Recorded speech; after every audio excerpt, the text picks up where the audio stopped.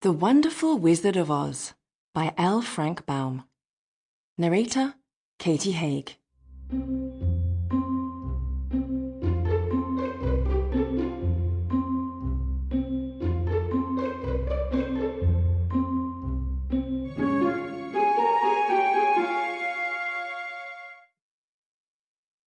Introduction.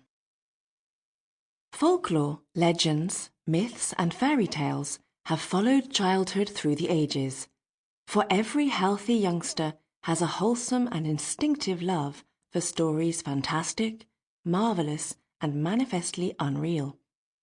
The winged fairies of Grimm and Andersen have brought more happiness to childish hearts than all other human creations. Yet the old-time fairy tale, having served for generations, may now be classed as historical in the children's library. But the time has come for a series of newer wonder tales, in which the stereotyped genie, dwarf, and fairy are eliminated, together with all the horrible and blood-curdling incidents devised by their authors to point a fearsome moral to each tale. Modern education includes morality. Therefore the modern child seeks only entertainment in its wonder tales, and gladly dispenses with all the disagreeable incident.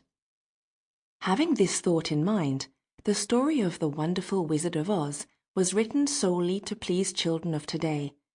It aspires to being a modernized fairy tale in which the wonderment and joy are retained, and the heartaches and nightmares are left out. Frank Baum, Chicago, April 1900. Chapter 1. The Cyclone. Dorothy lived in the midst of the great Kansas prairies with Uncle Henry, who was a farmer, and Aunt Em, who was the farmer's wife. Their house was small, for the lumber to build it had to be carried by wagon many miles. There were 4 walls, a floor, and a roof, which made one room, and this room contained a rusty-looking cook stove, a cupboard for the dishes, a table, 3 or 4 chairs, and the beds.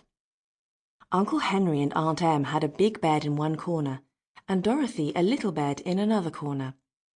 There was no garret at all, and no cellar, except a small hole dug in the ground, called a cyclone cellar, where the family could go in case one of those great whirlwinds arose, mighty enough to crush any building in its path.